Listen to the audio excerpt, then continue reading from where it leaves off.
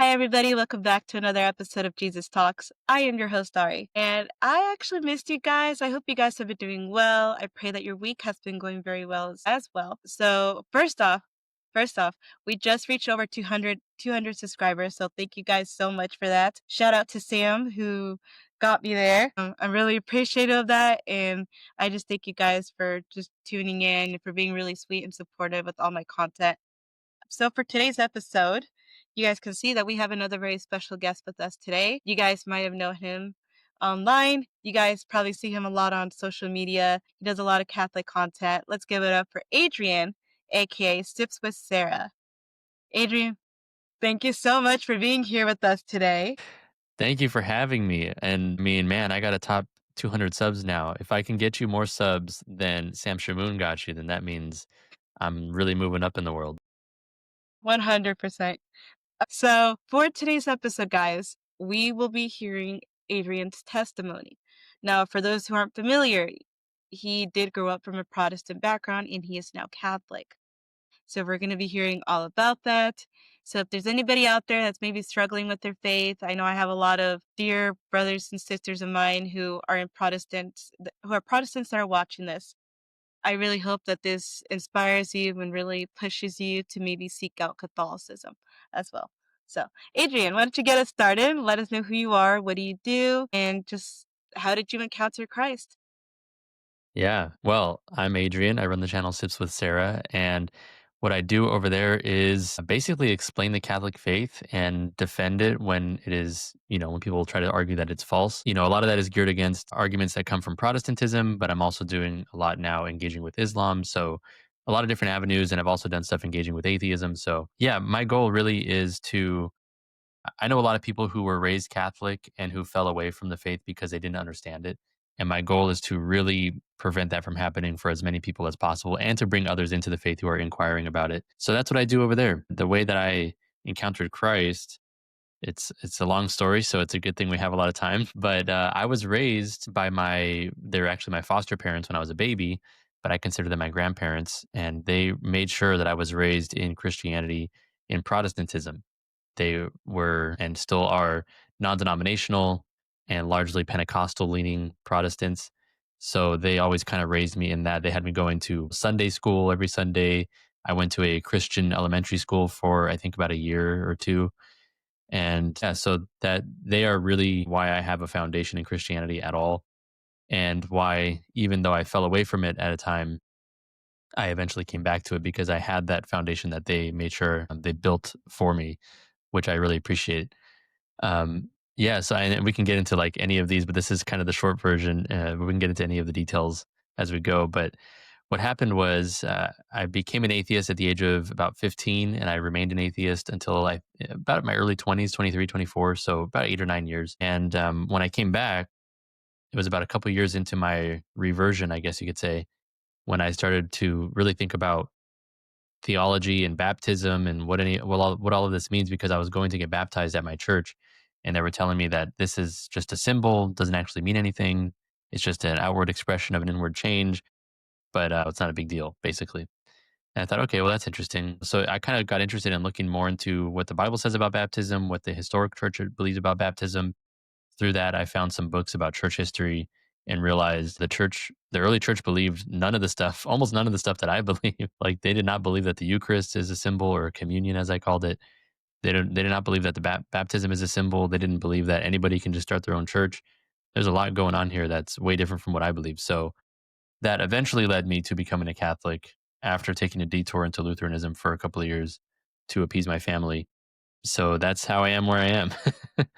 Sorry, that's like a Yes. lot of information, but we can dig into Yeah. to So all of that.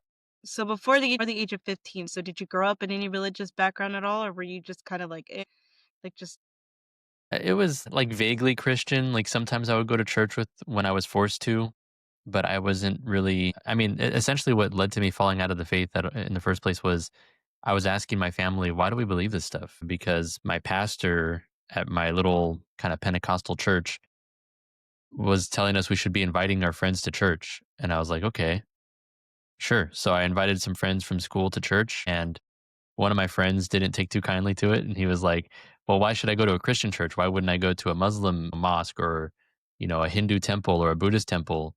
Why would I go to your church?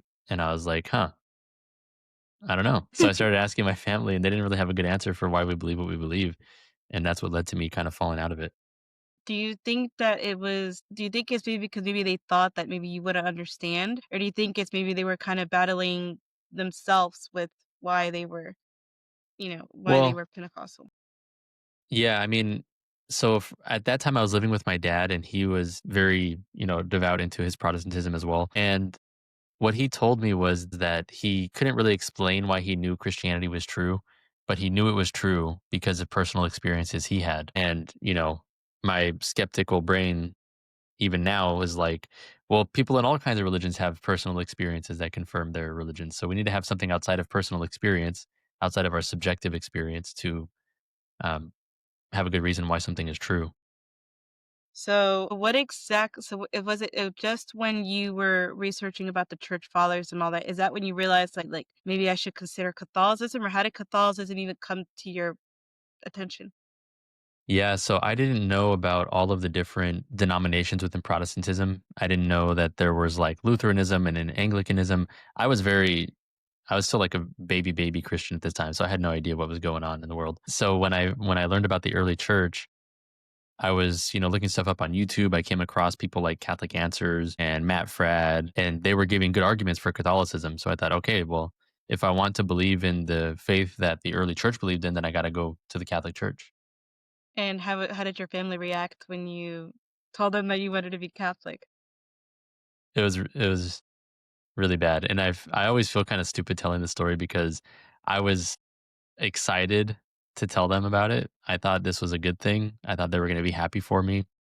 I thought it was like my, imagination of what their reaction would be like, "Oh, he's getting more serious about his faith. That's why he's becoming a Catholic, because that's what serious Christians do," or something.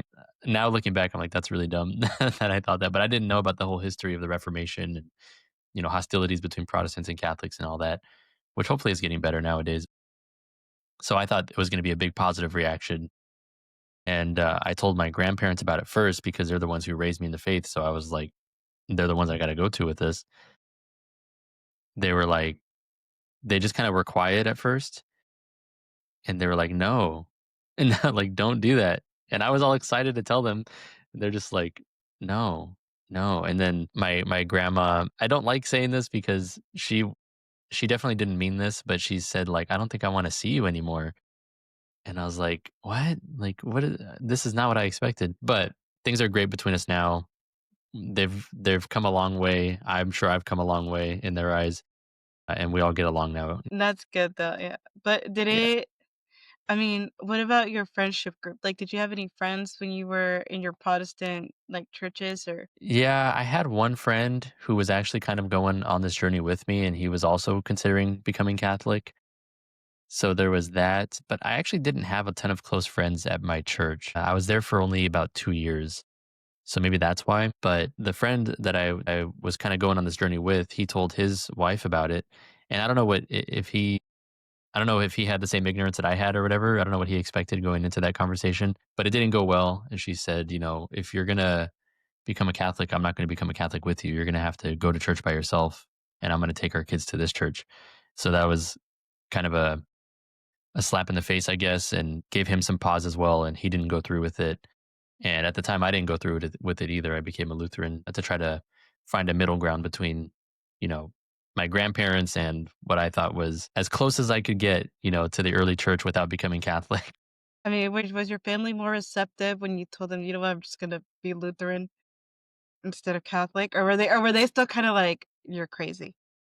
Yeah, at first they were like, "Okay, well that's good. At least you're not becoming Catholic." But then even as they started to learn about, the liturgy, my grandpa came with me to a Lutheran church service, which is very similar to the Catholic mass, at least in Latin rite, of course. And as they learned a little bit more, they're like, "You don't believe in the rapture?" They were like really confused about all of these things that even Lutherans disagree with more modern Protestants about. And so that led to a few debates as well. And I made some PowerPoint presentations to show them, this is what the Bible says about baptism. Here's what the early church believed about baptism. here's like where the symbolic view of baptism originated, like trying to present the arguments. And I did that for baptism, the Eucharist, the rapture, and something else that I'm forgetting. But there was 4 presentations that I gave them to try to defend my new beliefs, which is really fun actually, which is probably why I do what I do now. And how did they take that when you try to show them? Because I know most parents, like, especially with parents, they're more like, "Why are you trying to teach me?" You know? Hmm. I don't know if your parents were like that, but my parents are kinda like that too, so Yeah, they were kind of like that. They didn't say it that way, but the way that I think the thing that always gives them pause even today is they can't accept that some of the very smart people, very, I'm sure even very holy people, very studied people who they watch preach on TV, they can't imagine that they're wrong about something. So if Jimmy Swaggart, who my grandparents love and who passed away recently actually, so prayers for his family and for him, but they can't imagine that he could ever be wrong about, baptism or the rapture or something like that. So I think it's more so like, yes, it is that I'm just a baby who they change my diapers, and that's got to be hard for them to like consider that I'm right about something and they're wrong. But even more so, it's just like these very smart and holy people that they see on TV. How could they be wrong about this? There's no way. and, I mean, what did you so going back into, like, what you were learning about, what was the biggest thing that, like, shocked you? Like, like, out of all the research that you were doing, you're like, "Whoa, like, this is huge." You mean about Catholicism? Yes, yes. So what was something that you were like, "Whoa, like, this is" what it surprised you, or you were just kinda like you're just like, "Well, I didn't expect that," or Yeah. I think what shocked me, I'm trying to think. I mean, I had a lot of misunderstandings about the papacy and what Catholics believe about the Pope. So I was watching a lot of Catholic YouTube as I was looking into this stuff. And I heard somebody say that um, some popes have been evil and there's probably some popes in hell. I was like, whoa. I thought Catholics believe that like popes are perfect. And whether or not there are some popes in hell, it's not for us to speculate, but it really shattered my perception of what Catholics believe about the Pope because I always thought, Catholics, every word the Pope says, Catholics have to basically consider it to be scripture. And yeah, that basically like Catholics think that he's perfect, all of this stuff. Like they might basically worship him. So when I heard that, I was like, oh, I guess they have a more nuanced view of the papacy than I thought, which made me more open to hearing it out. and then, how long have you been in the faith, like, in the Catholic faith? I was confirmed in 2024 on Easter Sunday. So it's been a little over a year now. Before that, I was in RCIA for a year and a half. Before joining RCIA, I was studying for maybe a few months. So been studying Catholicism for at least 3 years, um, more or less. But yeah, been confirmed for about a year. Okay. And then, I guess my next question is, like, what made you want to do YouTube? Yeah. So a lot of people are shocked to find out that I was actually doing TikTok before YouTube, and I was doing TikTok when I was a Protestant. So I was, yeah. So I was. It was when I became a Lutheran, and I was just so excited about it because I was learning a lot, and I found a lot of things in Lutheranism that I was lacking in evangelicalism or non-denominationalism, whatever you want to call it.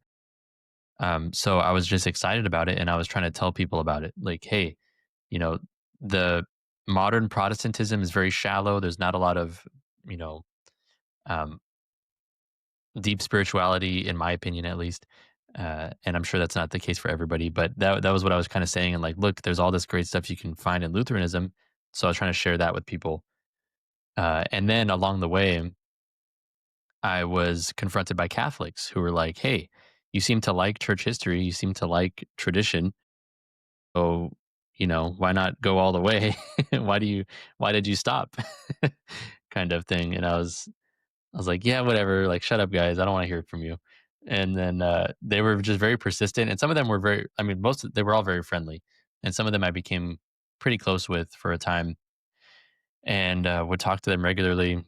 And it was just like I even made some TikTok videos arguing against the papacy and some Catholic beliefs, which I've since responded to on my YouTube channel. But Then I was becoming convinced of Catholicism, and I started the RCIA process. And I was like, all right, I need to get off of social media and not talk about this for a while because I don't even know what I believe right now. I need to just figure this out and then I'll come back to it. So I did. I took a long break, exactly a year. The last thing I posted was on, I think it was November 15th of 2020. Was it 2022? I want to say. Yeah. And then the first post since my, since I started RCIA, when I came back to TikTok was November 15th, 2023, which I didn't plan out, just kind of happened. And then I was talking about Catholicism and like I was making quick 60-second videos about why do Catholics believe in purgatory? Why do Catholics believe in confession? Like all these things. And because these were things that I was arguing with my grandparents about. But what I found was, and I think a lot of people have found this, it's not just me, short form content is very tiresome and it's hard to get a detailed argument out in like a minute or two. So it's, and then people in the comments are just very short attention span. A lot of times they don't watch the entire video before they start commenting. And it's just, in my opinion, probably the worst way to communicate ideas is short form content. I still do it because you kind of have to. But I was like, I need a long form outlet for some of these ideas. So that's when I started YouTube. And that was in, let's see, June of 2024. Yeah. So it's been about a year exactly last month that I've been doing YouTube. That's how that And then started. how did you think of the name Sips with Sarah? Oh yeah. So I had a long time been a fan of Pints with Aquinas, which I think a lot of people kind of intuit that this is from that. I was watching him even when I was, a Lutheran, even when I was a non-denominational Christian. So I loved Pints with Aquinas. And when I became a Lutheran and started posting on TikTok about Lutheranism, I wanted to kind of steal that format of name.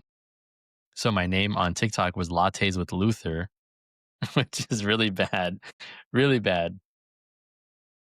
Really embarrassing.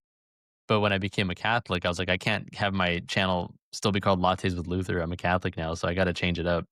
So I actually did. I was, kind of dabbling into cigars. So I did cigars with Serra at first because I live in California. So Junipero Serra is a big saint around here. He founded at least I think he founded 9 of the missions in California. So he's basically the founding father of California and the reason that we have any Catholic influence at all.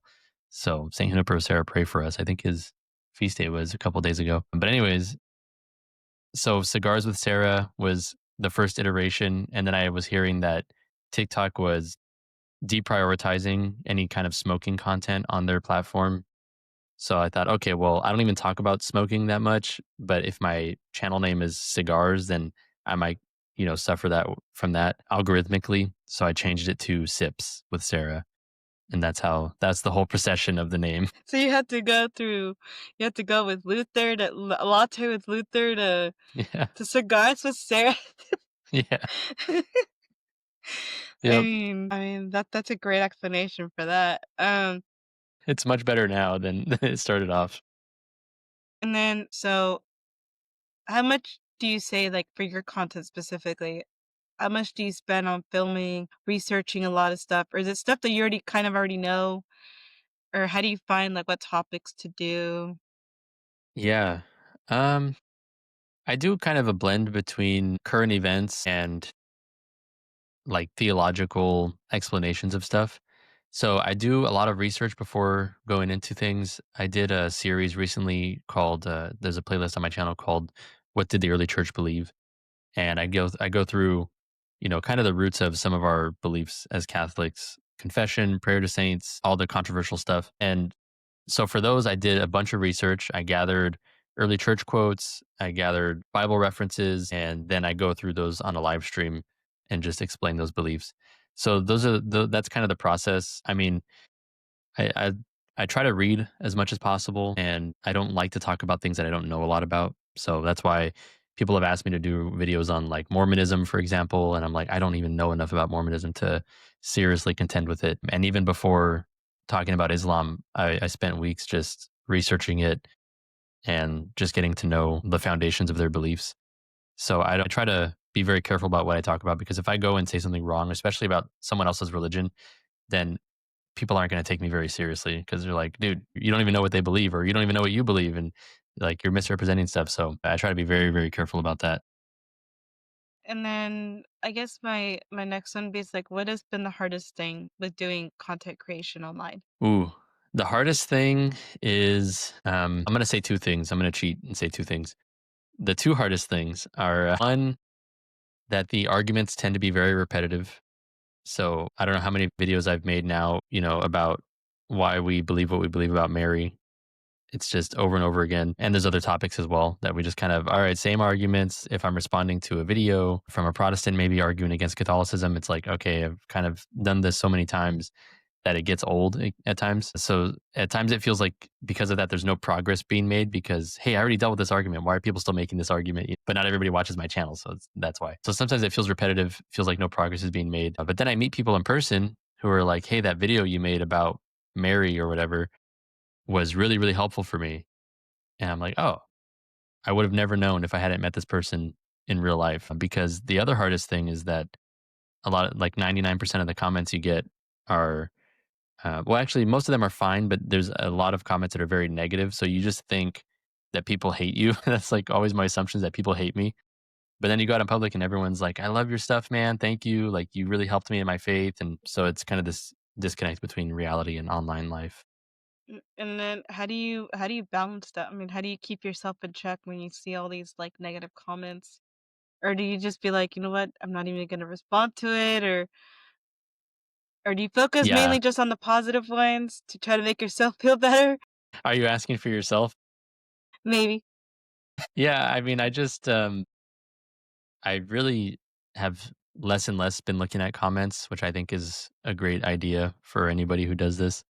Just it's pointless. A lot of times people that are commenting negative comments haven't watched the entire video, and it's like I've seen people make arguments in the comments and it's like I literally addressed this argument in the video. So you obviously didn't watch it. So I don't really need to read your comment either.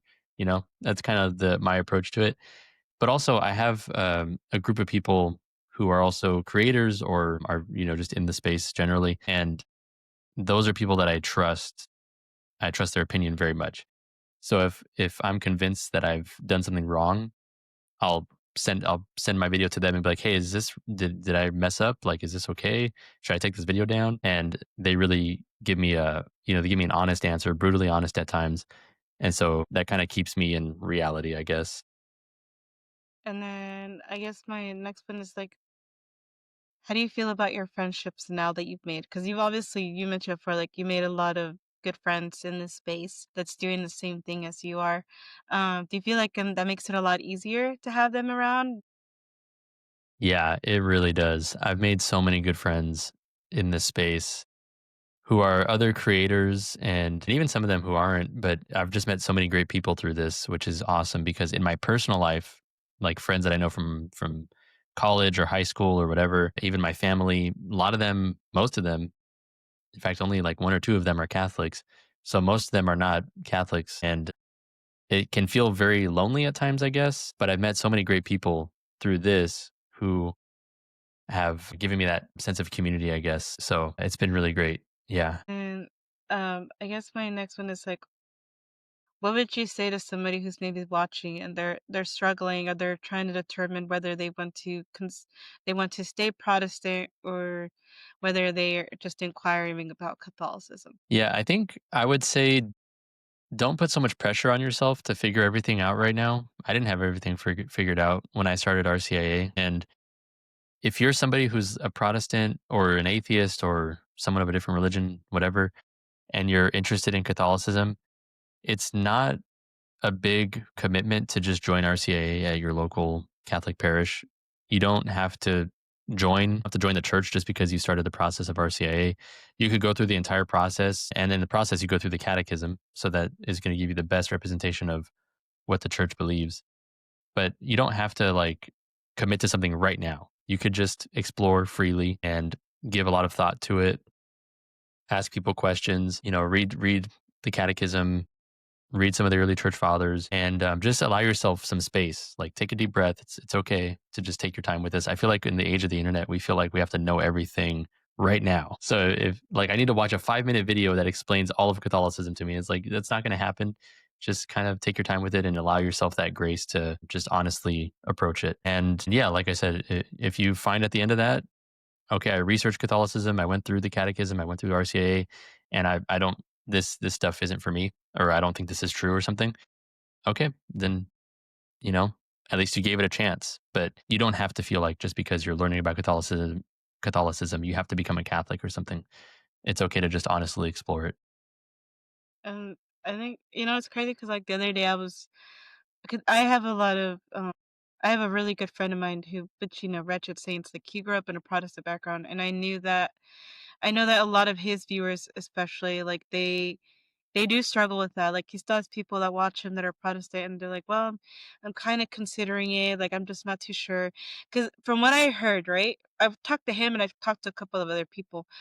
They said that like one of the biggest fears is how their family's gonna take it, because Right. obviously, like, that's always, like, a huge problem that I see. It's like a lot of Protestants don't wanna be Catholic because they're scared of what their friends or their family's gonna think of them, or because of the fact that maybe they don't really they have a close relationship with them, but they're like, "Man, this is gonna kill them," I guess, exaggerating, "This is gonna kill them," and so I know a lot of them are struggling just to, like, really take that step forward. Would you advise anything on that point? Maybe with the Yeah. family and friends situation. Yeah. So if you're at the point that you really believe Catholicism is true, but man, if I become a Catholic, my parents are gonna kill me. You know, in my case, I thought my grandparents were gonna disown me or something. It's usually not as bad as you think it's gonna be. I have talked to a lot of people now through doing this who have made that move. And even a guy who I've been talking to who he was a Lutheran as well. And he went to his Lutheran pastor and told him, "Hey, I'm going to become Catholic. I'm going through RCA." And he thought the pastor was going to be really upset. And he told his parents as well. He thought they were going to be really upset. But actually, the pastor was like, "Hey, God bless you, man. I hope everything goes well for you. If you have any questions, I'm here. You know, I'm happy to be a resource." And was just super nice about it. And he told his parents about it. And of course, they had some disagreements, but they weren't like, "You're not my son anymore," or, you know, "Where did I go wrong?" or anything like that. They're just like, I don't understand why you're doing this. I don't agree with it. I think, Catholicism is wrong, but I love you. You're my son. So we're here for you, whatever. And this guy thought that it was going to be a big blow up. So it's not always going to be as bad as you think it is. But even if it is, let's say it's worse than you think it's going to be, you got to follow what the truth is. So if you really believe that Catholicism is true and you, even knowing that you stay in Protestantism, you're acting against your own conscience. And even God doesn't want you to act against your own conscience. If your conscience tells you something is true, God speaks to us oftentimes through our conscience. So if you're going against that and you're doing something that you think is against truth, then that's just a really tumultuous way to live internally. I, at times, I've tried that where, I thought Christianity was true, but I was like, man, I've been an atheist for 8 years. I don't want to become a Christian. And I tried to kind of live even against that reality that I knew was true, and it just internally was tearing me apart. I was like, I can't do this anymore. So it's not going to give you peace, and whatever peace you think you're going to lose from telling your family about it, it's probably not going to happen. But if God is actually calling you to the Catholic Church, then you have to do it. I mean, if you're the apostles said, who are we to obey, man or God? Of course you have to obey God. So if you're in that position, even though it's tough, I mean, the apostles did it unto their deaths, but you got to follow God. And I promise it's not gonna be unto your death. Your parents aren't gonna kill you. Cause I know a lot of people who struggle with that, and it is tough, and it's weird sometimes because sometimes they'll come to me and I was like, "Man, I am not the person that." I'm like, "I grew up Catholic my whole life. I'm not the person Mm, really to do it." So I usually just try to like I usually send him to poor Jarrett. I usually send it to him and just be like, "Hey, like I know somebody who could probably help you a little bit better on that journey because I'm not too." It's like you said, like I'm not gonna speak about something that I'm not even too sure about. mm, And so what yeah.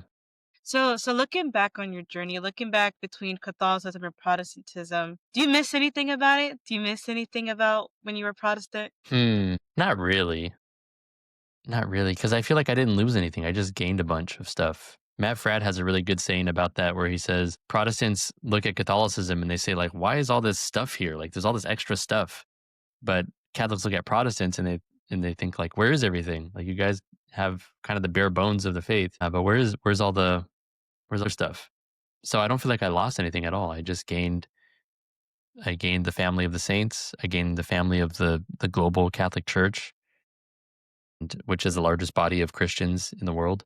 Just I gained a wonderful online community of people like you. You know, a structured prayer life, which I was desperately wanting when I was a Protestant. It's just like so much beauty that I've gained, and I haven't really lost anything. So I can't think of anything that I miss. So we have about a couple of questions that some people submitted that I would love to ask you. Let's do it. So, all right. So the first one is, what is your favorite video that you've made so far? Ooh, my favorite video. Man, I haven't thought about that. Is it okay if I look through Yeah, and that's. kind of look at? I was gonna say like he's probably gonna look through because he's yeah. Yeah, there was. I think it's probably one of my early on ones. It was. I mean, one of them that was really fun to make was interviewing my grandparents. I think that was like really interesting, and I never anticipated. You know, I never thought, oh, my grandparents are going to be on my YouTube channel. That's kind of weird. So that's one of the favorites for sure. I think my favorite has to be when I was responding to my lattes with Luther stuff. So I have the video is called "Responding to the Worst Protestant Apologist," And you and put that's yourself where on there? yeah. So I was responding to my old anti-Catholic TikToks. I think that's probably my favorite. That was fun because I could be really mean because it's just me. And do you have you ever thought about taking them down or you're just like, I'm just gonna keep it there?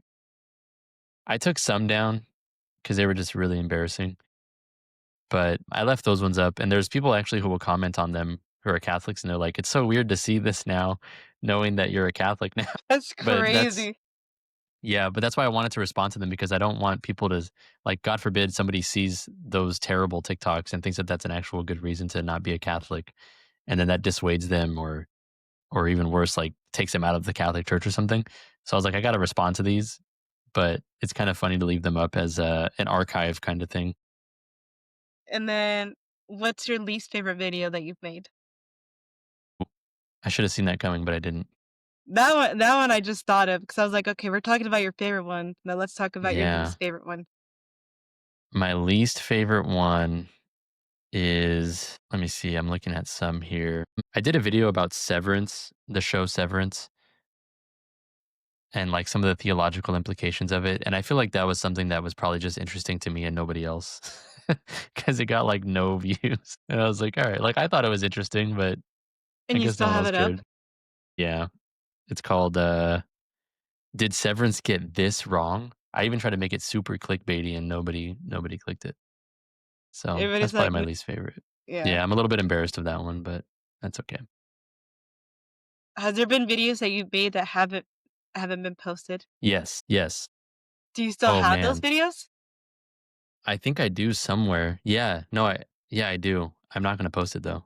I made a video about it was when Lila Rose went on the Jubilee show and argued about abortion. And it was a really long, and I only meant to make like kind of a 20-minute video about it, but I was going through and watching some of the arguments that she had, and I was just getting so heated, and I was like crying at one point because I have like some personal history with abortion, and I was just like getting emotional. And I was watching it back to edit it, and I was like, I'm not gonna post this. This is terrible. Oh my So gosh, that's I have that crazy. recording, and I'm never gonna post that. Also, Jubilee, they copyright strike everything. Even if you post like a screenshot of their video, they're gonna copyright strike it. So it's Yeah, not it's even not worth it, even. really. Is there anybody that you've thought of collaborating with in the future that you would love to? Yes. Well, there's a ton of people. Voice of Reason, obviously, who you've collaborated with. I haven't collaborated with him yet. What's up with that? He's a busy man, from what I heard. He definitely is. He definitely is. But I'm working on I caught him when he wasn't busy though. I'll be honest with there you. you I go. caught him when he was not that busy, and I was like, "Thank God." I didn't think he was gonna say yes to me, but I was like, "Oh, okay, cool, it's happening." So He's a great guy. So yeah, he's awesome. But I'm working on an in-person studio right now in my house. So once that's done, he's agreed that he will come on. So I'm excited for that. Roots of Faith, Roots of Orthodoxy. Jonathan, he said he'll come on. Ishmael Youssef. who I've had on the show before, but he wants to come in for an in-person one. He's actually coming in, well, maybe I shouldn't say, but he'll be here later this year. Yeah, I was gonna say, I'm like, don't be Yeah. yeah, see. So there's a lot of great people who I'm excited to collaborate with. Yeah, I mean, just all the big names, like, it'd be crazy, like Matt Fradd, Lila Rose, 2 of the people that were some of the most influential people in my, conversion were them too. So it'd be really great um, to collaborate with them. Yeah, I mean, I could go on for a long time on that question. Has there been anybody that you met that you really loved meeting that you're like, "Well, I didn't think this is gonna happen," but, like, it happened? Well, I met Matt Fradd, and that was really How'd that cool. go? It was awesome, and I feel bad because I was so tired that I don't think I, like, expressed the excitement that I was feeling because, I went to Ohio for his cigar lounge. They had an event, they were launching new cigars. So I went there for that, and it was a great time. And then I had maybe, like, 4 hours of sleep the night before I met him. So I met him and I was like, "Hey, man, like, how's it going?" And we just kinda talked, but I feel like I was very low energy at that moment. So I went inside, I was like, "This is so cool. I'm smoking a cigar with Matt Fradd." But externally, I was just kinda like, probably looked dead. But he was so nice. Like, I think he noticed that I was tired. So one of the first things he said was like, "Can I make you a cup of coffee?" I was like, "Okay." And then he made me a cup of coffee and we just sat there and smoked cigars, and I was helping them, like, box their cigars for their event, and we're just chatting, and I was like, "This is awesome. This is a dream come true." That's insane. I mean, he has, from what I heard, he's had a very huge impact into the Catholic world. Like Oh, yeah. a lot of creators, they love bringing him up because they're like, dude, like he is insane. For somebody who's not even an apologist, like that's crazy that he's able to move so many people. Yeah, I feel like he's not an apologist in the formal sense, but what he does is very geared towards apologetics in a way because a lot of times people aren't like people say that they don't believe in Catholicism for X or Y reason, or even just Christianity in general. But when you see somebody who is such a great example of the faith and who has such a beautiful spiritual life like Matt Fradd does, or seems to have at least externally from what we see. But I mean, I don't think he's putting on a show or anything. He's a very humble guy. So he had a lot of qualities that I was like, I want that. And that made me just wide open to Catholicism in a way that I wouldn't have been otherwise. So sometimes it's like I always say, even before I came back to Christianity from atheism, I heard the same arguments before and after, I was open to it. And before I was open to Christianity, I was just like, those are stupid arguments. And then after I was open to Christianity, I thought about it objectively and heard it from the Christian's perspective rather than from an atheist, telling me what Christians believe or something. And that led to me converting because it was a more of an emotional thing of like, I'm now open to hearing them out. And I think that's what Matt Fradd provides because he's just such a great. I'm just so glad that he's an example of Catholicism because he's a great example of Catholicism. I agree with him on that part. And I think what's amazing to see is like it's proven that you don't have to know like every single little thing, but you can use what you know to your advantage, especially when you're trying to evangelize to other people. And I like it because he's very respectful about it. So like I noticed that there are times where he'll be like when somebody will say something that they believe in and he'll be like, "Can I press you on that?" I don't know if you ever heard him say that, "Can I press you on that?" And I love it when he asks because he's like, "Okay, I'm gonna try to get deeper." And then at the end you kind of realize like the people are like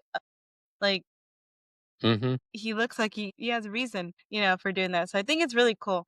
And I love it because it's not just all about apologetics, which I love apologetics.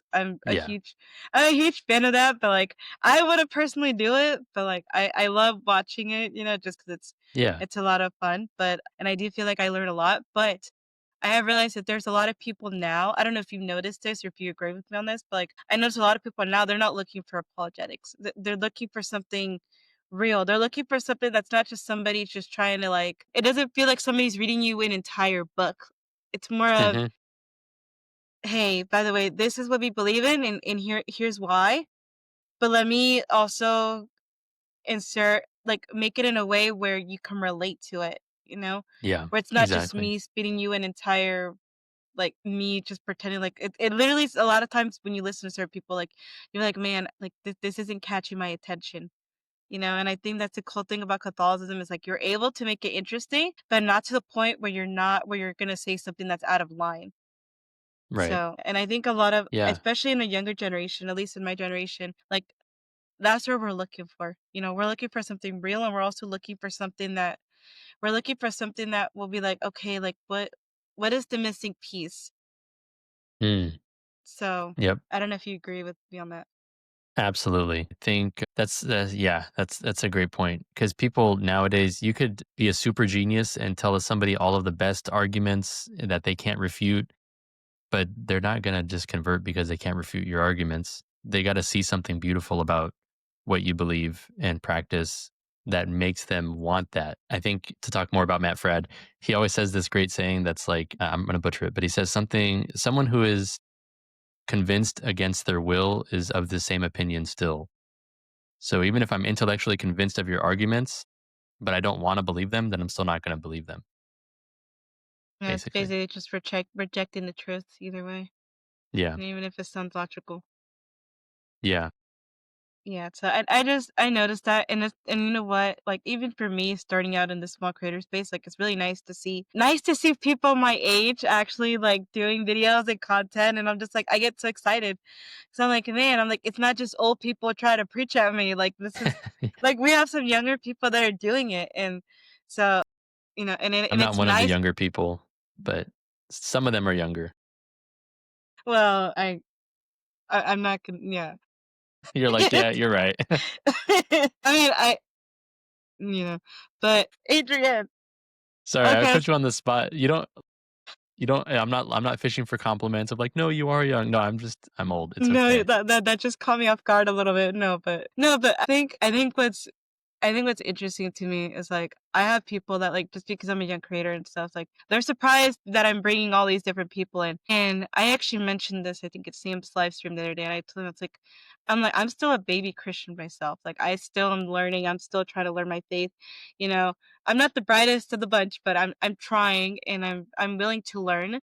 So it's nice when I get to bring different people in and they're able to explain things to me about the Catholic faith. And if I then I can listen to it and then I'm like, okay, I'm gonna research it and see if that's actually true, like what you're telling me. And so it's nice when I can see that it actually aligns with what it is. But I think now with the younger generation, like I mean, you look at all these people before us and you're like, man, like yes, these are some incredible, well seasoned people. And I'm like, and that's great to listen to. But for me, I tend to go more into the young I tend to go more for the younger crowd. Why? Because it's like I'm understanding it in a much better way because of the different ways that they interpret it, but also it's making it relatable. And I notice a lot of people are really looking for that. I and it's crazy because I'm like, I would have wished I really, really would have wished that we would have had that when I was younger. Like where I can have people that like, are explaining the faith the way that you're doing it, the way that Voice of Reason is doing it, Wretched Saints, all these different people. And I realized like there is a thirst out there, I feel like, for truth, and I realized a lot of people are looking that into the Catholic faith because of creators like you. And I think that's a really beautiful thing, and I'm actually really grateful that we got to have this conversation. I could tell you this because I don't think you realize that, like, you and some of the other people, the way that you guys just impact this community, especially the younger generation that are looking up to you guys and be like, "Whoa, like, this is so cool." Like, you guys make my face sound much more interesting, I didn't think Catholicism was everybody that knows me, they know, like, I didn't think Catholicism was that interesting until I started really digging deep into it. So it's really Yep. interesting just to kinda see that, and I'm really glad that you do it in the way that you do it. Thank you. Yeah, just to speak on that a little bit, that means a lot that you said that. And you're talking earlier about like the hardest thing or whatever about doing this. We don't see the impact on people when we're doing this. We kind of just do it and we hope somebody's benefiting from it. So a lot of what I think, at least myself, I can speak for myself, the way that we gauge success of a video is like, did it get numbers? Did it do better than the last video? Like kind of thing. Are my views up kind of thing? But that's not really the gauge of success that we should be looking at. It should be, is this actually benefiting the people that it is reaching? Even if it's reaching a smaller number of people, are they growing from it? Are they learning from it? Is it something that's helping them in their faith? And that's the kind of that's the metric that I wish I could look at on YouTube Studio or something, but it's not it's not quantifiable. But yeah, so it means a lot that you said that is why I bring all that up. So thank you. Yeah. And so what so I mean, for you, does it really I'm assuming it hits you like the impact that you have on people when you actually start talking to them or when they come up and talk to you, right? Like do you ever want to cry? Yeah. Like when people tell you so many nice things and you're like eternally you're like, I want to cry, but I'm not gonna cry in front of this person. I mean, I did kind of cry in front of two people this past weekend at there was a men's Catholic conference in California in Rancho Cucamonga. It was put on by Eric Tafoya. Yep, that's Yeah, my brother. urban. I Oh, no way. Yeah, Yeah, that's my I call him my spiritual big bro right there. That he's he's been awesome. on my channel. My people that watch me, they know who he is, and Yeah, we're yeah. he's awesome. Yeah, so at that conference, a ton of people came up to me, and there was like a couple of people specifically who were, I haven't said this much, but last week was a really rough week for me for whatever reason. We talked before recording that there's some spiritual stuff going on probably with a lot of people, but I was on the verge of quitting YouTube. I was like, I think I'm done. I tried it out. I don't think this is for me. I think I'm good. And I was going to, and I met so many people over the weekend who were like, your videos helped me explain the faith to somebody who converted, or your videos helped me stay in the faith. And like, please keep doing what you're doing because this gives me like, this is my Catholic community. When you go live on YouTube and I hang out with people in the comments, this is my Catholic family here that I get to hang out with. So please don't stop doing this. Just keep doing what you're doing. And I was just like, whoa, I thought that I was just making a fool of myself and everyone was mad at me and whatever. And, all the panicked thoughts that you might have as a creator or whatever. So I was, yeah, about to quit. And then these people told me that. And I was like, okay, I got to keep doing this. But there were a couple of guys where I got really emotional and kind of teared up and was like, thanks, man. That's really sweet though, Yeah. and it's crazy because like even for me, like I don't have a huge. I'm not gonna say like I have a huge supporter base. Like I really don't have that much huge, but like even so, the people and I know when somebody actually watches my videos, and it's crazy because I remember, I think I want to say it was several weeks ago. I got a message up on Instagram and they're like, "Hey, I've been watching some of your stuff and I really, really enjoyed it." And I'm like, not only that though, it's like, but I'm actually considering starting my own podcast because of it. And I kid you not, I read the message and I was like, oh my gosh. And like, I was at that same point too, where I was like, man, I'm like, I'm probably not going to get anywhere with this. Like, it kind of does. I don't think a lot of people realize this. Like, even as a creator, like, it does hate you. Like, it really does. Like, you do have your moments where we can be all smiley on camera, but, like, not a lot of people see, like, what really happens behind the cameras, And so for me, like, when I read that and, like, they were saying, like, "Yeah, like, I really wanna start my own podcast." I'm like, "What advice do you have for me?" And in my head, I was thinking, "Why are you asking me?" That was my first thing. I was like, "I'm not anybody." I'm like, "What?" But, like, the more I started talking with this person, the more I realized they're like, "Whoa," like, they do watch my stuff, like, they're not just saying it to be nice, like, they're actually somebody that watches it and they've been impacted by it, and I was like, "Dude," I'm like, "That's crazy." Like, and it Yeah. just it mind baffled me, and I was like, "Lord," I'm like, "Just when I think I wanna quit," and then he comes over and just be like, "Nope." Like, I feel like Yeah. that's kind of his intervening moment. I feel like that's what it was for you too. He had to intervene because he's like, "If I don't let Adrian know that he's doing a good job, like, what about Hmm. the rest of the other souls that need to be saved? What about the other ones that, you know, the more lives that you need to change?" You Yep. know? So, I Yeah. feel you on that, and it does make me I do cry. I'm not afraid to cry. Yeah. I do cry, I'm like, "Whatever." Yeah. No, But but I'm you're very doing great work. And I've seen some of your stuff too. You're doing really good work. And it's conversations that I think people are more open to. So anybody can go and find a video of why the papacy is true or something. But like we said earlier, if it's not relatable and it's like you're just not kind of people are going to be closed off to it. So what you're doing is actually in a lot of ways more impactful than apologetics because you're having conversations that's just showing people kind of who you are as a person, who your guest is as a person, and that makes people a lot more receptive to the message of Catholicism than if you were to give them a presentation on something. So keep doing what you're doing as well. Thank you. That means a lot coming from somebody like you. So that's it's really exciting. I think that, I think I'm starting to learn the ropes of this thing. So it's not easy, and I'm starting to realize like, and it's a lot of work that has to be Yeah. done behind the scenes, you know? Yeah. But I'll be honest with you, I'm really grateful though because I met some amazing people in this community, especially in the space where they've actually helped me and they've tried to like guide me through this situation through through a lot of these different things. Like for example, Eric, the one that we just mentioned, like he's been a huge support system for me when it comes to like content creating because he's done it already for like forever. Jonathan as well. Also, I asked him for some advice the other day about some stuff, and he also was very honest with me, and he's like, "Well, this is what." So it's nice to kinda get that too. Hmm. Sam has also been another huge person that's been even though I literally just talked to him not too long ago, but, like, it feels like I known this man forever. So, it's Yeah. just the way that I didn't realize that with me being such a small creator, like, I didn't realize how many people were wanting to actually, like, help me and teach me in these certain ways, and Yeah. I'm like, "That's so it's interesting because obviously there's some good and there's some bad. Like I've had some bad experiences, which we've talked about, which I'm not gonna mention. Yeah.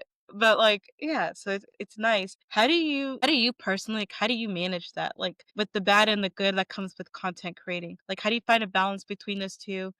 And like how do you allow it to not affect you in your Mm. everyday life? Well, I'm not the perfect person to answer that question because I can't say I'm doing a great job. But there are things that I think are common sense, but it's hard to put in practice. Like don't don't refresh, your videos to see how many views did it get. You don't fall into that trap, which man, I feel that every day. I try not to spend too much time on social media in general. Scrolling through Instagram. There was a time when I was just like, well, if I scroll through Instagram, I'll get ideas for my own content and then that'll help me be more creative. But no, I just spent like 2 hours on Instagram and nothing came out of it. So that's a waste of time. Don't do that. Don't compare yourself to other people, stuff like that. But I think also, especially in this space, in what we're talking about, the faith, the true faith, we kind of just have to trust God. And if this is what God has called us to do, then we just got to keep going and do the best as we can, but also trust that God is going to be able to work with that. Even the times that we fail, God is going to be able to work with it. And, if God doesn't want us to do this, then he's going to show us that and we're going to have to submit to that as well. So I think trusting God has been the biggest thing for me. So I've talked about this before, but um, this is my full-time job. So February of this year, I got laid off from my job, which was a software job, and it was a very nice, comfortable salary, which now it's not a very nice, comfortable salary that I'm getting from this, and this is much more work than my 9 to 5 job was. So at times it's very discouraging, and I'm like, God, I feel like this is what you want me to do, but this isn't growing as fast as I need it to grow. Like bills are coming due. I'm kind of stressed out about money, whatever. And I was kind of upset at God one night and I was praying about this. And I was like, God, I'm convinced that this is what you want me to do. You've showed me in many different ways that this is what you want me to do. But this isn't sustainable. I can't do this. Like I have bills. Eventually I'm gonna have to get a job. If so, you need to do something here kind of thing. I was like frustrated at God. And I just felt him say to me very bluntly, "What do you lack?" And I was like, "Okay, well, what do I lack? I have a house. I still have some savings. I have food. I have a wife, a wonderful wife who's very supportive in all of this. Yeah, I guess I'm not lacking anything." And so the message that I received was just get one day at a time. Okay, today we have what we need. We're not going to like be homeless or something. God is providing and he'll continue to provide. So it's kind of like I was stressed out about stuff that was going to happen in the future if something doesn't change. But right now, everything's okay. So it's kind of like God was telling me to just trust that he's going to continue to provide. And I kind of just have to remind myself of that over and over again every day. I kind of was in a similar situation as well. Been job searching for almost 3 months now, so it's also been kind of Same. rough. So I'm like, dang, and it's funny because it's like everybody, I was to a point where I'm like, "Man," I'm like, "everybody's hiring, but nobody's coming," and, and it is hard when you try to put yourself out there, and I know at one point, like, I got really frustrated, but I actually had a similar experience where I was in prayer, and then but he actually straight up told me, and he's like, "Why do you have such little faith?" Mm, And I'm like, "Dear Lord." yeah. I'm like, "I Oof. love you, Lord, but man, you did not need to call me out like that." And it's crazy because the Lord will do it in a way that you understand. He's like, "Where's your faith in all of this?" And so I'm like, "Okay." I'm like, "Well, even though I'm not seeing the results, I know something is happening. I can feel that my life is starting to shift, whether it's for better or for worse. Like, at the end of the day, it's like it is hard to have to trust him in that process because you're like, man. Hmm. Like, I'm used to working, I'm used to coming home, having a rest, eat, rest, shower, do what I gotta do, and then go to sleep, and it was nice to come home and get to do that, so, like, it is kinda rough, but I'll be honest with you, like, even so, I feel like the content creating stuff, I feel like I've been kinda focusing on as well, so I'm like, "Okay," I'm like, "So I don't have a job right now," I'm like, "But I can focus on this," and I've seen a lot more things happen because of it as well. So it's kinda crazy, Nice. and I was like, "Man," I'm like, "I guess this is what he kinda wants me to do for now, is just kind of focus a little bit on that." And obviously, the money situation isn't easy at all, but I do think a lot of us sometimes we need to kind of take a step back and be like, "Where is our faith in all of this?" Because I'm like, it's easy to be on social media and preach the word of God, and tell people and share people about Jesus. But when the cameras come off, like, what's next? Right. What really happens? Like, are you actually still practicing your faith? Are you still, are you holding on to what you're telling people to do? Are you holding that standard to yourself as well? And that's Yeah. something that I've been kind of in that position lately where it's like, man, I really need to start believing what I'm saying and believing what I'm telling people that they should believe in as Hmm. well, because there's no point in me doing this if I'm not striving for that, but Yeah, 100%. Yeah, it's like that's something that I've kind of been convicted about too, where it's like, okay, I'm spending a lot of time, doing YouTube, doing whatever I can on different platforms, and it's always like work, work, work. But if I don't have the spiritual formation that I need to have, then my words are pointless. It's all just nonsense. So if I'm not, making time to go to confession regularly, to go to adoration regularly, obviously praying the rosary every day, if I'm not doing those things, then what good are my words telling other people to do that? That's kind of dumb. yeah, So it's something that and I've had to we really do keep see a myself lot in of that check. though. We do see a Yeah. lot of that though, and it is very sad, but and you know what? And it's crazy because I know the other day I just saw a video that Connor posted, Connor McLaughlin. Hmm. I saw that I think it was him. He posted something along like your favorite creators need prayers too, you know. And I thought about it, I was like, that's true. I'm like, it's so true. I'm like, people don't realize that. I'm like, all your favorite content creators, they're struggling as much too. They're all struggling with something. Every single one of them. And you know what? And I'm very grateful for what I can do on here because I've grown close with some of these content creators and I know what happens behind the scenes with them. And I'm like, and it's really sad because they're the people that you least expect to be struggling with something. It's always the people we least expect it to. But it gives me the opportunity to pray for them, which is a beautiful thing. So if anybody's watching, if there's somebody that you love in the Catholic faith or just in general, definitely pray for them because it's not easy out here. It's not easy. Yeah, And I think it's a lot more stressful because we're held to a higher standard as well because of the stuff that we know and the stuff that we do. that's true. Yeah, we're gonna have to give an account on the last day.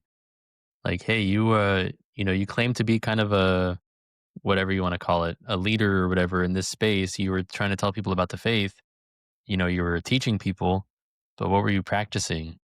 And if those two things don't line up, then you're, uh, you know, the repercussions of that are going to be much worse for people who have a platform. It's a responsibility. But yeah, and then what I've also learned is like I also need to pray for people who upset me. Like there's been people who have made hit pieces on me on YouTube and try to come after me or talk trash about me or whatever. And I'm like, oh, I got to pray for those people too.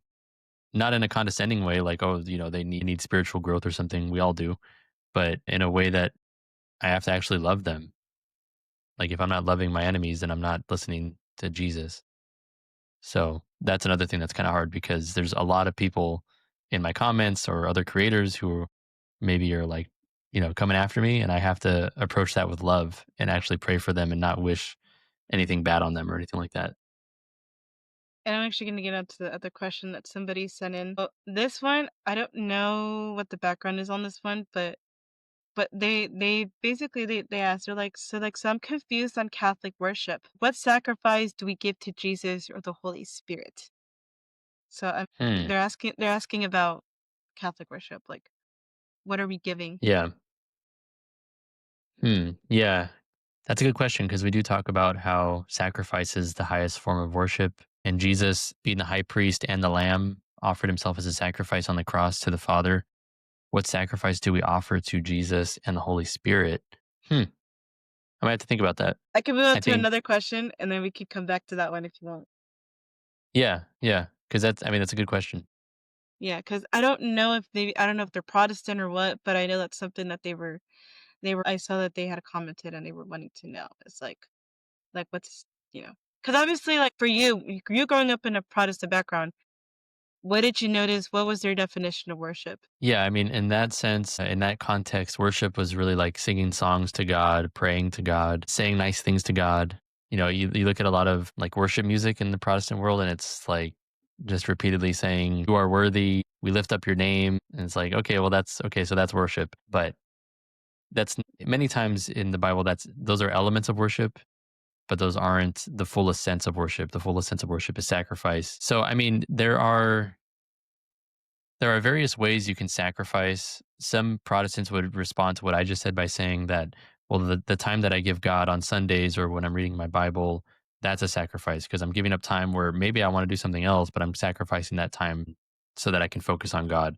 So in that sense, I'm sacrificing to God. And maybe you could say something similar. I don't think that's not a terrible thing to believe or whatever, but you could say something similar to in the sense of Jesus, even in the Catholic context or Protestant context, where Jesus says that he expects that we are going to, clothe the naked, house the homeless, feed the hungry, visit the sick and imprisoned. And those are sacrifices that we are doing. And Jesus says, inasmuch as you have done this to the least of these, you've done this to me. So I guess in that sense, you could consider those things a sacrifice that in a sense is offered to Jesus according to himself. Yeah. So I might have to give more thought to it, but those are some of the things that come to my mind. Yeah, and I guess because and it's crazy because like you say like, well, yeah, like Protestantism, you notice there's a lot of just music and praying and saying all these different words and all that stuff. But I think one of the things that I love about Catholicism, when I really, really started to appreciate when I started to really grow into my faith, is just the Eucharist in general. Just because I'm like, man, and it's crazy because it didn't really hit me until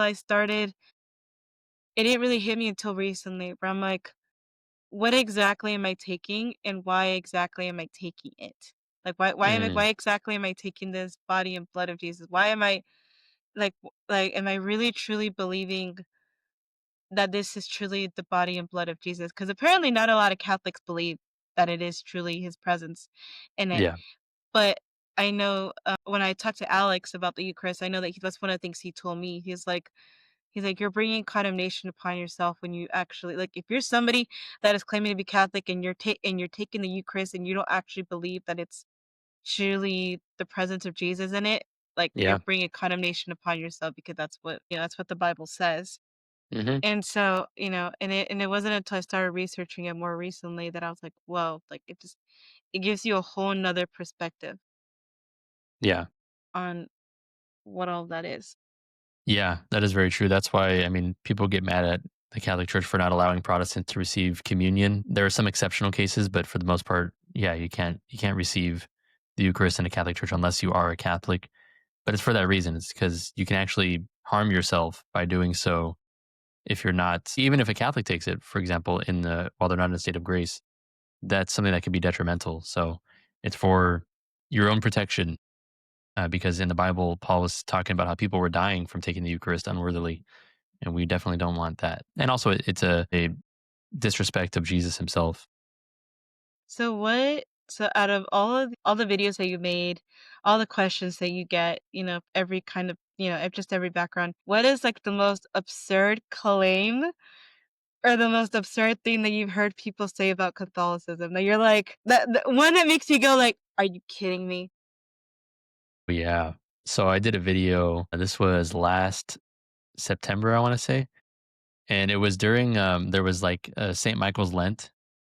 So for which is like a second Lent, I guess. And I was like, you know what? For this, I'm gonna not drink coffee for the entire St. Michael's Lent, and I'm definitely addicted to coffee, so that did not go well, but I did it. So, it was I think on, like, the 1st or 2nd day that I was doing that, and I had a terrible headache, I was nauseous, which I didn't think would happen. I felt awful, but I reviewed this video of 4 Protestant guys talking about Catholicism, and one of them said that the Eucharist is a re-representation of the sun god because it's a circle.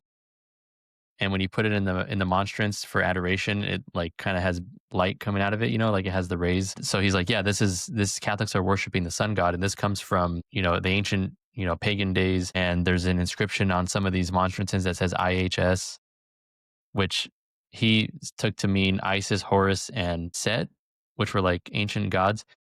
But the thing is, there's never been in ancient days, there's never been a record of an inscription of IHS as reference to a pagan god. IHS only originated in a Christian context, and it's the first 3 letters of the Greek spelling of Jesus' name. That's where it comes from. So it's total just ahistorical nonsense that came out of thin air because somebody wanted to make a conspiracy theory about the Catholic Church. But that was probably the weirdest thing I've ever had to respond to. That's insane. See, I thought people saying that we worship Mary was bad enough. It gets so much worse. Yeah, I thought that was bad enough because I get a lot of that too.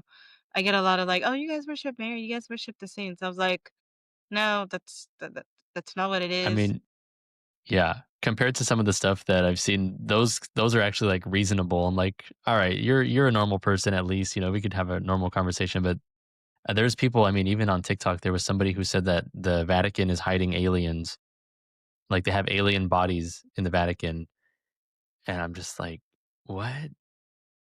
What?" Yeah, so it gets weird. Yeah, it does. I've gotten questions too about all this, and it's crazy. Like the other day, I was reading something on social media, and it said something along the lines of if I'm like we as Catholics, like we venerate Mary and the saints. I'm like, but if you think we worship them, that probably means that you're probably only venerating God, and you're not like you don't actually know what the definition is Mhm. of what it means to actually worship somebody. Right. Whenever I hear that and I had that conversation with my grandparents, I was like, "What is worship?" And usually they'll say something like, it's praising someone. I'm like, okay, well, praising someone just means like you're saying nice things to them. So I can praise my dog when he does well on a trick that I'm teaching him. I can praise, you might praise your children if they do well on a test or something.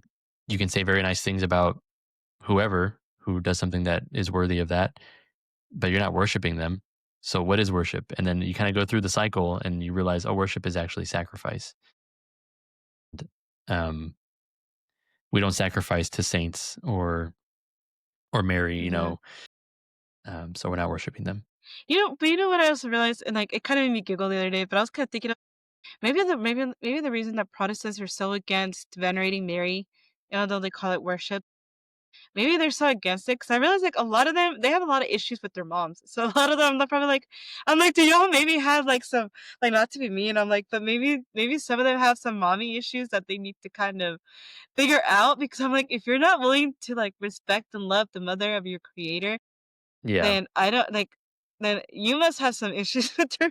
I'm not saying all of them do.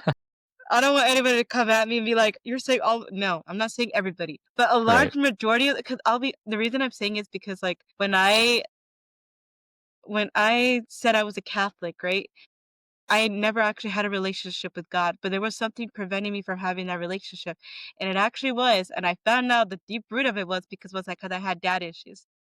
Because I Mm, wasn't close with my biological dad, so I assumed that he was gonna be the same way that my I assumed God was gonna be the same way as my human parents. But then once you end up separating your human parents from God and Mary and Saint Joseph, like, you start to realize, like, that's completely yeah. different, you know? And so that's why I joke around and I say, I'm like, "Maybe they just have mommy issues," because you know, I'm like, "How can you hate somebody that much?" Some of them do, like, some of them will be like, "Oh, yeah, Yeah. she was okay, like, she was a part of," I'm like, I'd rather people say she's okay than saying that they hate her or, like, saying that, I just I don't know, it just Yeah. it It's baffles me. yeah, I feel like sometimes when you see it's really strange when you see people who like, okay, maybe you don't agree with what we believe about Mary, whatever, like we can talk about it. But when people are so anti-Catholic that they actually disrespect Mary, it's like, do you really think Jesus is going to be cool with that? Like I don't know what their thoughts are when it comes to that, but it's really sad. And I also think how heartbreaking must it be for Mary that there are so many people who say, I don't know if this is true in their hearts, but they say, I would become Catholic except for the Mary stuff. That must really break Mary's heart as the mother of the church. And now people are using her as an excuse to not actually come into the church. Yeah, that can't be nice for her. So that's why I focus a lot, at least I have in recent past, focus a lot on Mary. And I am doing a series right now about Mary and everything the Bible says about her, because we can't just let that happen. We can't let Mary be the reason that people don't come to the church. And as somebody who and I share people with this, as somebody who claimed to be Catholic, like, me not having, because I grew up in a very very bad catechesis. Like, I didn't have the best education when it came to Catholic faith. If any of y'all have seen the live streams with Sam Shimon and I, you guys would know what I'm talking about. Like, it was embarrassing, but you know what though? But I'm very glad that I was able to get those questions answered, even more than what I expected to, because I feel like he was really trying to teach me. But I think even with Mary, like, I had an issue with her. Like, but I realized, or at least I thought I did. I thought I had an issue with her, but really, it Hmm. was just because of what she represented. It was more of the motherly figure as well. And so, again, that's where I think a lot of it comes into place for, like, maybe it's good to try at least have a good relationship with the motherly figures that you have in your life, so that, like, it'll Yeah, be easier to love Mary once you do that. But yeah, I can't imagine being a mom and, like, saying, like, "Oh, I love your son, but I don't love you." Like, that's like, yeah, that would crush me. I'll be like, "Bro, like, how can you say you love my son, but yet you don't love the one person that he absolutely loves as well?" Like, I yep. don't know about y'all, but, like, I would dub somebody if somebody would've told me, "Hey, I love you, but I don't love your mom and your dad." I'm like, "Are you Right. insane?" Like, I don't know about you, I'm like, you'd probably be like, "No," like, I Yeah. can't be with somebody that. Yeah. Yeah, I mean, I don't know, maybe it's different in the West, but because people nowadays have, very at times maybe strained relationships with their parents, especially people that are like, rebelling against authority or whatever. They're like, I don't want to do what you say, mom and dad. So even if you don't like my boyfriend or whatever, if you're a woman, then I'm gonna be with him anyways or whatever, because whatever, people are dumb. So maybe some people would think that way, but especially in the ancient days when your parents were everything, you would never have that attitude towards your parents. And Jesus definitely never had that attitude towards his parents. Otherwise, he would have violated a commandment, which is impossible. Stop disrespecting Jesus' mom, everybody, please, for your own sake. Yes, please, please. And, like, I think another thing is please don't say, "Well, Catholics believe this." No, you don't actually know what Catholics believe, because a lot Mhm. of times a lot of times when they say, "Oh, it's because you Catholics believe this," 99.9% of the time it's wrong. I have never heard a Protestant actually be right about Catholic beliefs. Very few have I actually come Mhm. across where they've been right about something, and I'm like, "Okay," but they're misunderstanding it. They're misunderstanding the beliefs and the viewpoints of Right. Catholicism, and a lot of times it's because they've been brainwashed by people in their life who think they know the Catholic faith, but in reality, they're just, you know, Yeah. they're just misleading people. Yeah, and that goes back to what I was saying earlier about, like, I don't wanna talk about something I don't know about. So, I could say all kinds of stereotypes that I might think about Mormons or Jehovah's Witnesses or various different religions, and maybe some people would find that entertaining or whatever, but the people who actually understand what they believe are gonna be like, "Well, you didn't actually disprove Mormonism, you just have a straw man of Mormonism in your mind." So it's if you want to present a good case towards against Catholicism and actually have a better chance of converting more Catholics out of Catholicism, then you're gonna have to actually represent what we believe. Otherwise, if you present an argument against a straw man of Catholicism, Catholics are just gonna ignore you because you don't even know what you're talking about. So if you want to convert more Catholics, you should learn more about the Catholic faith and then argue against the accurate representation of what we believe. But in the process, you'll probably become Catholic too, so be careful. Yeah, and I realized that a lot of Protestants who are Catholic now, a lot of them started out with church history. Like, Mhm. once I read church history, it's over. Like, it's over. And I actually heard somebody say, like, I don't know if it was Bishop Robert Barron or who it was, but they were saying, like, if you're a Protestant and you read church history, you are more likely to become Catholic more than anything, because 'cause you're gonna start to realize that the early church looks a lot like the Catholic Church. A lot like the Catholic Church. And so, I mean, I give props to those who are able to switch and, you know, be able to Yeah. make that transformation. Although I know it's not easy, but um but yeah, it's a really good viewpoint to have on that. Yeah, and I'm really passionate about that just because. And I love bringing in people with backgrounds like this. I feel like it helps people understand like, okay, like why did this person really switch? So I guess my next question to you would be what for you, what was the point that really made it like, okay, like this is why Catholicism is true and why every other denomination is false? What really, really what was like the that one point I was like, or one or two points I was like, this was it. Like this is all I needed. Yeah. I think so for me, I mentioned how a lot of people are put off by Catholicism because of stuff related to Mary.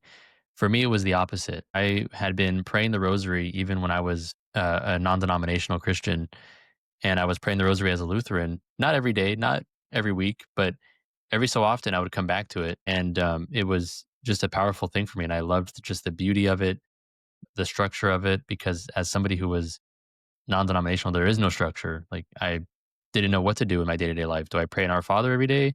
Is that praying a repetitive prayer? Is that bad? Did Jesus tell me not to do that? So I was kind of not sure what I was supposed to do in my day-to-day life. But the unity that Catholics have in praying the rosary, in daily mass, and these things really drew me in. And when I learned what the church taught about Mary and why they teach it and the actual scriptural and historical roots for it, I was like, oh, this just makes a lot of sense. And I would ask my Lutheran pastor and some other very smart Protestants that I knew about what does Lutheran Church teach about Mary? And they're like, yeah, you can kind of believe whatever you want about her. There's no really strong stance either way. But then I learned that Martin Luther believed in the Marian dogmas, that she was a perpetual virgin, that she was immaculately conceived, that she's a mother of God. But on these things, Lutherans are really only strong on the mother of God thing. They don't care about the other ones. You can believe whatever you want. I'm like, well, isn't it important that we figure this out? Because this is kind of a point of contention between Protestants and Catholics. Like, shouldn't you have a stance on this? So it was in learning about that I became convinced of the Marian dogmas and this thing that I originally maybe thought Catholicism had no basis for. Actually, they have a lot of basis for it. So what else are they right about? Hmm. So I looked into the papacy, which I saw the benefits of practically, but maybe didn't understand theologically, and became convinced of that. And those were the two things: the papacy and Mary. When I became convinced of those, I was like, it has to be the Catholic Church. That's it. You know what's crazy? You're not the first Protestant that I've or ex-Protestant that I come across that say that they love Mary. Yeah, Like, literally 99.9% of them are so like, they love Mary. Like, they just fell in love with her, like, and I'm just and it's so nice to see, and I'm like, "Man," I'm like, "not even Catholics love Mary as much as as much as the as much as the new converts do." Like, that's yeah, crazy to me. That's absolutely crazy. Um So I think that this will be the end of our episode, guys. I'm so glad for everybody to really just stick along. If you guys stuck around this long, thank you. So, Adrian, why don't you go ahead and just plug in your social media? Let us know where we can find you. How can we support you in your ministry and what you do, and etc. sure. Yeah, thank you so much for having me on. This has been really a really good conversation and yeah, very thought provoking and yeah, just good to talk to you. So thank you. If everybody wants to follow me on various social media platforms, I'm everywhere. It's all Sips with Sarah, just as you see it spelled out on the screen right here. Sips with Sarah. Try to keep it simple for everybody, but make sure you spell it right because a lot of people say Sips with Sierra or they'll spell it Sips with Sarah, like Sarah, like the woman's name Sarah, but this is Serra, Junipero Serra. So check me out on all the platforms there. If you want to support, I have a website, sipswithsarah.com, where there's links where you can donate or become a member and stuff like that. So really appreciate everybody who's been supporting, and hopefully you guys are benefiting from the stuff you see over there on all those various platforms. So yeah, thanks again for having me on. Thank you as well for being here with us, for sharing your testimony, sharing your wisdom with us more than anything, and on all these different things. It was definitely a very special conversation and probably one of my favorites. So I'm really, really am thankful that you got What to an be here honor. with us. It is an honor having you on. And a lot of you guys know this. Like, I don't just promote anybody. I don't just follow anybody. So if I did not believe in Adrian's ministry and the work that he does, he would not be here. I'll be honest with y'all. So, and I do believe really strongly in your ministry and what you're doing. So, thank you so much for that, for being somebody that's also impacted me in my personal faith and walk with our Lord. And, I'm just very grateful. So, for anybody listening, please go ahead, check out his stuff. I will link down everything below, whether you're watching this or hearing this on Spotify or YouTube. His social medias will be posted down below where you can find him, watch his stuff, support him. He's great. You can also reach out to him on social media if you have any questions, especially like if you're a Protestant, maybe thinking about Catholicism. He'd be a really good person to also talk to as well. Also, we also have Wretched Saints who we had on before. He's also just as great. Not that I don't want to help y'all, but they probably would understand you a little bit more than I would in that aspect. Last but not least, if you guys look in my Lincoln tree, you guys will see. I haven't said this in a while, but you guys will see that I have all my social medias linked down below, but I also posted up a resource where you can look up a Catholic church near you. So you go in on that website that shows on there, just put in your city, your state, your zip code, and it'll let you know what Catholic churches specifically are near you. Go ahead, check it out. If you want to try it out, if you're inquiring, you're not sure, or if you want to if you're moving and you want to find a new church, let let this be a great resource for you guys as well. So, anyways, other than Nice. that, that will conclude it. Thank you guys so much for watching. Thank you so much for supporting me. Keep us in your prayers as well. We need it more than anything. Thank you guys. Until the next time, God bless.